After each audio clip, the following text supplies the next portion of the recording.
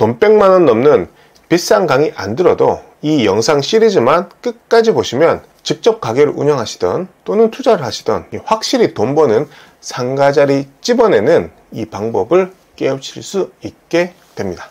월급 말고 매달 꼬박꼬박 들어오는 월세 한 번쯤 꿈꿔보신 적 있으시죠? 그런데 막상 상가 투자를 하려다 보면 걱정부터 앞섭니다. 특히 이 초보 투자자분들이 가장 크게 걱정하는 건 이 두 가지입니다. 첫 번째는 바로 공실나면 어쩌지 라는 걱정이고요. 두 번째는 상가 투자는 초보가 하기에는 좀 너무 복잡하지 않을까 라는 두려움입니다. 역세권에서도 공실이 난다는 자극적인 기사들이 넘쳐나고 또 요즘처럼 자영업이 어렵다는 얘기를 자주 듣다 보면 상가 투자는 진짜 위험한 것보다 하고 쉽게 포기해버리게 됩니다. 하지만 실제로 상가 투자를 포기하는 대부분의 이유는 진짜 위험해서가 아니라 정확한 투자 방법을 잘 몰라서입니다. 한마디로 이 모르는 것에서 오는 막연한 두려움이 돈 벌 기회 자체를 놓치게 만든다는 거죠. 그렇다면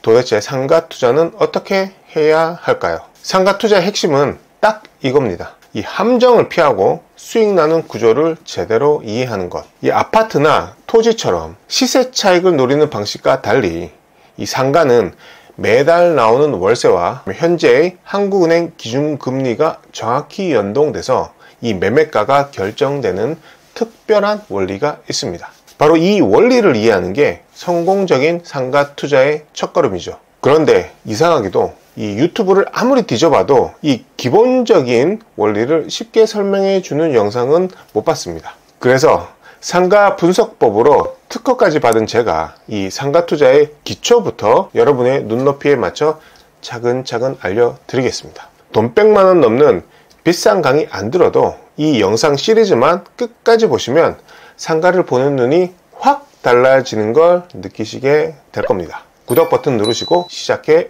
보겠습니다. 초보 투자자를 위한 상가 투자 시리즈라고 해서 제가 이제 여러 강을 좀 준비를 했습니다. 그 중에 오늘은 첫 번째 시간으로 상가 투자는 왜 다를까? 아파트와의 5가지 차이점이라는 주제로 제가 내용을 준비를 해 봤습니다.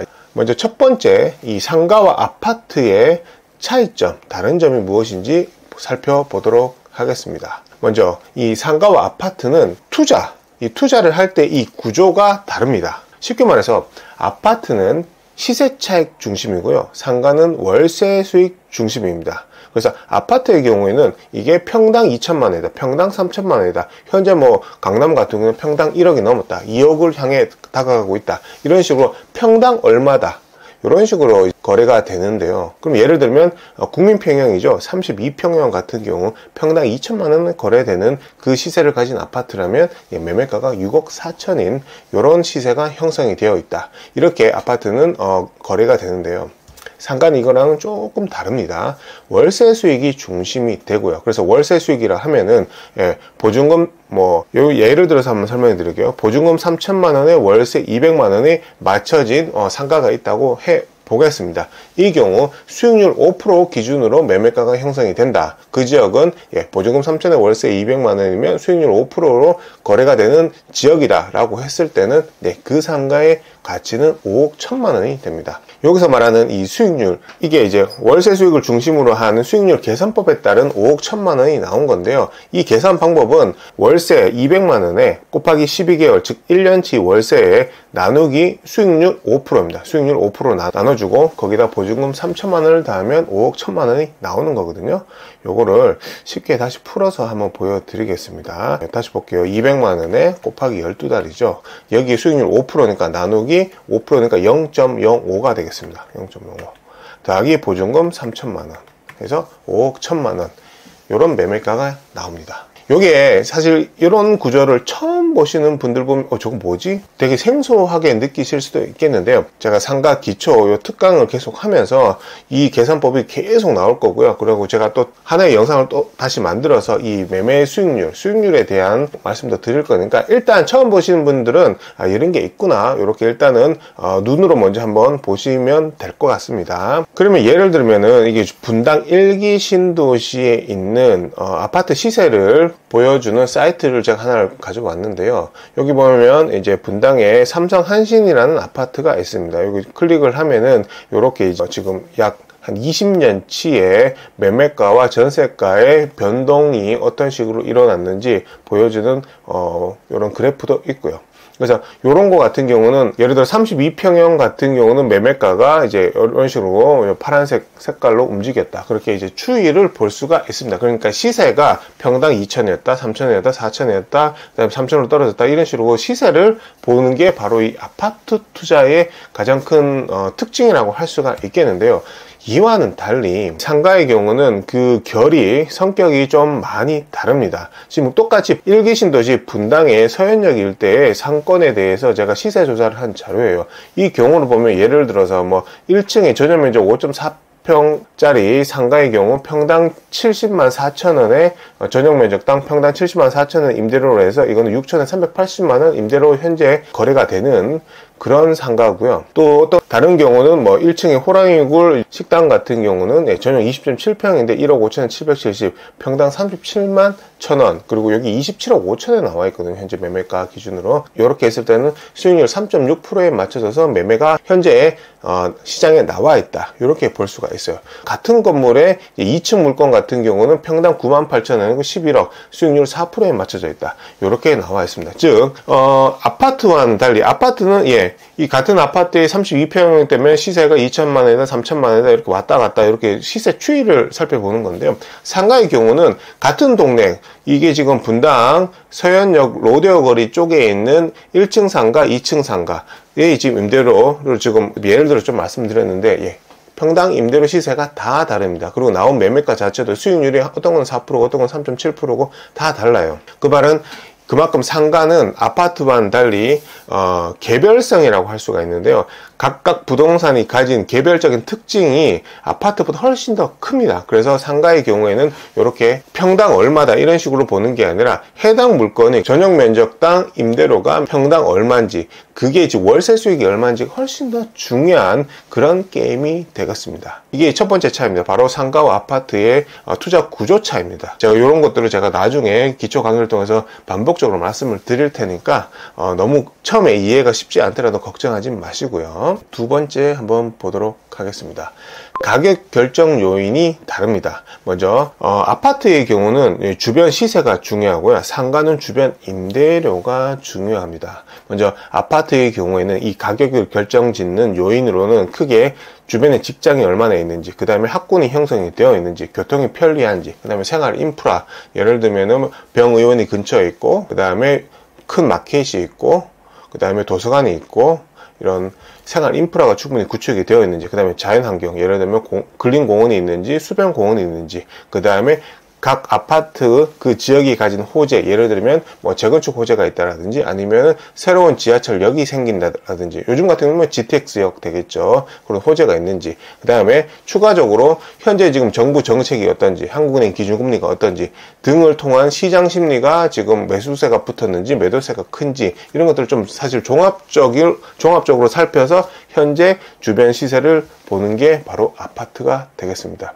이것도 굉장히 좀 큰 덩어리로 봤을 때, 아파트 단지별로 봤을 때는 이렇게 봐야 될 게 되게 많이 있다, 이렇게 볼 수가 있겠는데요. 반면에 상가는 다릅니다. 주변 임대료를 기준으로 하고요. 주변 임대료는 뭐에 결정이 되냐면 수요, 공급, 주동선, 제가 줄여서 수공주라고 하는데요. 여기서 말하는 수요는 그 해당 상가를 얼마나 많은 사람들이 이용하는지 그 수요가 되겠으며, 공급은 그 상가 주변으로 얼마나 많은 상가가 있는지, 주동선은 사람들은 주로 어느 길로 다니는지, 이 세 가지 요인이 복합적으로 적용돼서 해당 상가의 임대료가 결정이 됩니다.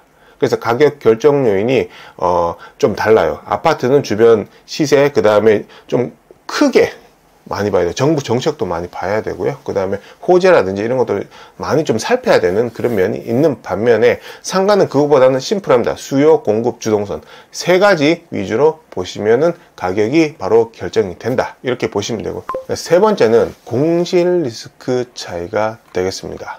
먼저 아파트는 공실 가능성 거의 없죠. 거의 없어요. 아파트 같은 경우는 웬만하면 다 사람들이 살기 때문에 공실 리스크는 없다 이렇게 볼 수가 있겠지만, 상가는 맞습니다. 공실 리스크 있습니다. 존재하고요.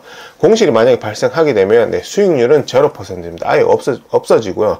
또한 추가적으로 공실이 발생하게 되면은 그 관리비를 또 상가 건물주가 내야 됩니다. 그러니까 여러모로 좀 골치가 아파지죠. 그리고 또 이렇게 생각할 수도 있어요. 요즘은 온라인이 대세다 보니까 상가의 공실이 확률이 점점 더 높아지는 게 아닌가라고 볼 수가 있는데요. 네, 맞습니다. 온라인이 오프라인을 대체하는 업종은 공실이 증가할 가능성이 충분히 있고, 실제로 현장에서도 그 공실이 증가하는 게 맞고요. 그렇다면 온라인으로 주로 사는 상품은 무엇인지 보면은 주로 판매업 쪽이에요. 판매업. 예를 들면 의류라든지, 그 다음에 가전제품, 그 다음에 식음료는 이제 결국 마트 얘기하는 거죠. 마트가 되겠고요. 반면에 이 온라인이 대체 불가능한 업종도 있습니다. 그것은 바로 공간이 필요한 서비스를 제공하는 업종이 될 거예요. 그 공간을 제공하는 업종 같은 경우는 온라인으로 절대 대체를 할 수가 없죠. 오프라인만이 가진 그런 특장점이기 때문에, 그런 측면에서 봤을 때는 병원이나 의원, 그 다음에 학원, 그 다음에 카페, 또 스터디 카페도 마찬가지죠. 그 다음에 사무실, 그 다음에 음식점, 직접 가서 먹는 이런 음식점 같은 경우는 온라인이 아무리 대세가 되더라도 절대로 이 공간을 대체할 수 없기 때문에 이런 곳들은 문제가 없습니다. 그렇다면 상가는 다시 정리해서 말씀드리자면 공실 리스크는 있는 건 맞고요. 아파트는 아예 없고요. 근데 상가에서도 공실 리스크가 큰 업종이 있고 작은 업종이 있어요. 큰 업종은 현재 온라인이 대세가 되면서 온라인으로 대체 가능한 이런 판매 업종들은 영향을 받고요. 반면에 공간을 제공하는 그런 오프라인 업종 같은 경우는 전혀 지장이 없다. 이렇게 정리할 수 있을 것 같습니다. 네 번째 한번 보겠습니다. 임차인의 영향력이에요. 아파트 같은 경우는 임차인이 누군지에 따라서 아파트 가격이 오른다 떨어진다 그게 전혀 상관이 없어요. 왜냐하면 아파트 같은 경우는 아까 말씀드렸던 그 개별성이죠. 개별성. 예를 들면 302동에 1002호나 302동에 902호나 그 해당 같은 동 라인이라면은 매매가랑 전세가에 큰 차이가 없어요. 그렇기 때문에 누가 전세를 들어오든 누가 월세를 들어오든지 간에 그 전세나 월세 시세 자체는 크게 흔들리지가 않습니다. 반면에 상가는 좀 달라요. 왜 다르냐면 그 해당 상가에 어떤 업종이 들어오느냐에 따라서 임대료가 달라지고 또한 동시에 매매 수익률 자체도 달라집니다. 그 다음에 또 잘 팔릴 수 있는 매매 활성화도 달라져요. 예를 들어서 이렇게 생각을 해볼게요. 1층에 30평 상가가 있다라고 했을 때 프랜차이즈의 대장격인 파리바게뜨가 들어오는 경우가 있고요. 또 하나는 개인 점포로서 땡땡 삼겹살이 들어온다고 가정을 해 보겠습니다. 이 경우에는 이 메인 프랜차이즈인 파리바게뜨가 들어온다면 아파트로 비유하자면 로얄동 로얄층이 되는 그런 경우가 되겠습니다. 즉 파리바게뜨가 들어오면은 땡땡 삼겹살보다는 기본적으로 낼 수 있는 월 임대료 수준이 조금 더 높아집니다. 그 다음에 파리바게뜨가 입점을 해 있다 보니까 매매 활성화, 즉 새로운 매수자가 그 파리바게뜨가 임차된 그 상가를 매수하고 싶어하는 그 욕구가 더 높아지죠. 왜? 파리바게뜨가 임차됐다는 얘기는 월세도 꾸준히 문제없이 낼 거고, 그 다음에 집객력, 그 고객을 집객시켜서 매출을 낼 수 있다는 그런 안정성이 있기 때문에 매매 수익률도 굉장히 낮게, 그래서 비싸게 팔릴 수 있다라고 볼 수가 있거든요. 그래서 어떤 업종이 들어오느냐에 따라서 즉 임차인의 영향력이 아파트보다 상가가 훨씬 더 큽니다. 이해되셨나요? 그 다음에 다섯 번째, 마지막으로 매수와 매도 전략의 차이가 분명히 존재합니다. 언제 사야 되고 언제 팔아야 되는지 그 전략이 다르다는 거예요. 먼저 아파트의 경우에는요, 시세가 하락할 때 사는 거고 시세가 올라갈 때 파는 겁니다. 당연히 사람들이 아무도 사지 않을 때, 가격이 떨어졌을 때 그때 매수하는 게 맞고요. 다음에 나중에 모든 사람들이 사고 싶어 할 때 시세 상승일 때 파는 게 맞는데, 근데 이게 사실 이론은 이런데 실제적으로 사람들이 그렇게 하지는 않죠. 아파트도 마찬가지로 다 시세가 상승하고 사람들이 너도 나도 아파트를 사고, 이거 내 친구가 돈 벌었다 얘기 들으면 그때서야 관심을 가지고 아파트를 사게 되고, 즉 꼭지에 잡게 되고, 뭐 주식하고도 마찬가지인데요. 집값이 하락하고 뭐 힘들어졌을 때 그때 투매한다 그러죠. 그냥 던지는, 그렇게 매도를 하는데, 이론상으로는 아파트는 시세가 하락할 때 매수를 하고 상승할 때 파는 게 맞습니다. 근데 이제 상가는 조금 달라요. 이거를 표현을 어떻게 하냐면은, 결국 이 상가는 매매 수익률, 그 퍼센티지 5%에 파냐 4%에 파냐 6%에 파냐, 이 매매 수익률 퍼센티지에 따라서 상가의 가격, 파는 가격 자체가 달라지거든요. 지금 이것도 좀 많이 좀 헷갈려 하실 것 같은데 걱정하지 마세요. 요거는 매매 수익률은 제가 뒤에서 자세히 좀 설명을 드릴 거고요. 이런 게 있구나라고만 보시고 요 부분에 대해서는 일단 매매 수익률은 제가 이제 10명한테 얘기를 하면 한 번에 바로 캐치해서 이해하시는 분은 한 명이 채 되질 않습니다. 대부분은 잘 이해를 못 하세요. 이 상가의 사실 가장 핵심 키포인트거든요. 요거에 대해서 자연스럽게 습득할 수 있도록 제가 반복학습 말씀드리겠습니다. 일단 이 매매 수익률을 딱 봤을 때 금리 상승기 때 매수를 해야 되고요. 금리가 하락하고 있을 때는 팔아야 되는 게 바로 상가가 되겠습니다. 무슨 말이지? 싶으시죠? 요거 한번 볼게요. 이 상가 매매가, 상가의 가격, 파는 가격은 이런 공식으로 이루어집니다. 바로 월세 곱하기 12개월 나누기 매매 수익률 퍼센티지 더하기 보증금입니다. 이게 상가의 매매가를 결정하는 수익률 공식이에요. 요거는 상가를 매매할 때 쓰는 이 공식이거든요. 그러니까 보시면은 상가 매매가는 매매 수익률이 분모에 있어요. 그러면 매매 수익률 자체가 높다는 얘기는 매매가가 낮아진다는 의미예요. 대신에 매매 수익률이 낮은 숫자라면 매매가는 올라가게 되겠죠. 근데 여기서 봤을 때 이 매매 수익률은 금리 상승기 때는 매매 수익률이 같이 올라가요.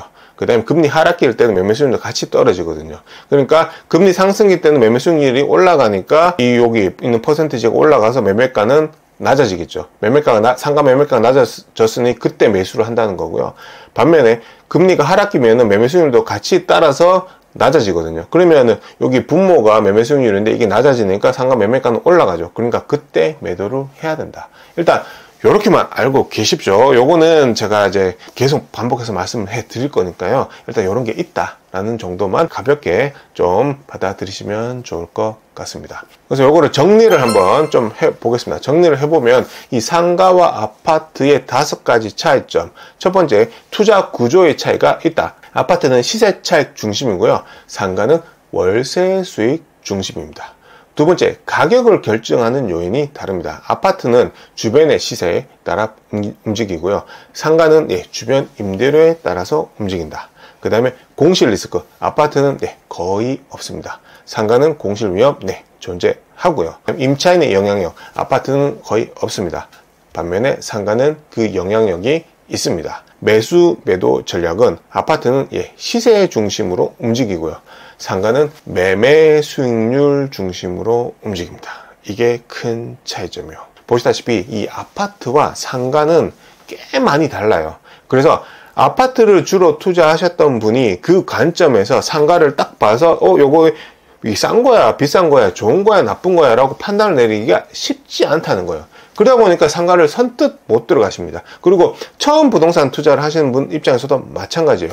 대부분 다 이제 아파트 쪽에 많은 관심이 가 있으니까 그것만을 쭉 보면서 저게 평당 2,000이구나, 이게 평당 2,500이구나, 3,000이구나 이렇게 보는 그 관점 그대로 딱 갖고 와서 상가를 보면 이해가 안 돼요. 왜? 특히 여기서 말씀드렸던 이 월세 수익 중심이고 매매 수익률에 따라서 그 퍼센티지 4%냐 5%냐에 따라서 그거에 따라서 움직이는 시장이 바로 상가이기 때문에 그런 개념 자체가 머릿속에 딱 탑재가 되어 있지 않으면 이 구조를 이해할 수가 없어요.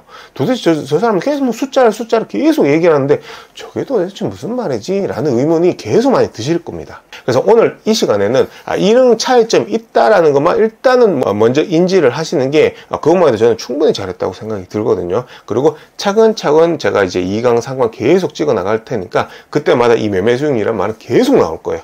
반복적으로 듣다 보면 자연스럽게 내게 되거든요. 이 개념을 요 영상 하나만 보고 바로 캐치하신다면 그분 정말 이 상가 투자에 재능이 있으신 분 맞습니다. 근데 대부분 열의 9은 요거 잘 이해가 안 되시는 게 당연한 거니까 너무 걱정하지 마시고 꾸준히 저를 믿고 쭉 따라오시면은 제가 다 듣고 나면은 상가 별거 아니네 라는 생각이 드실 수 있도록 해 드리겠습니다.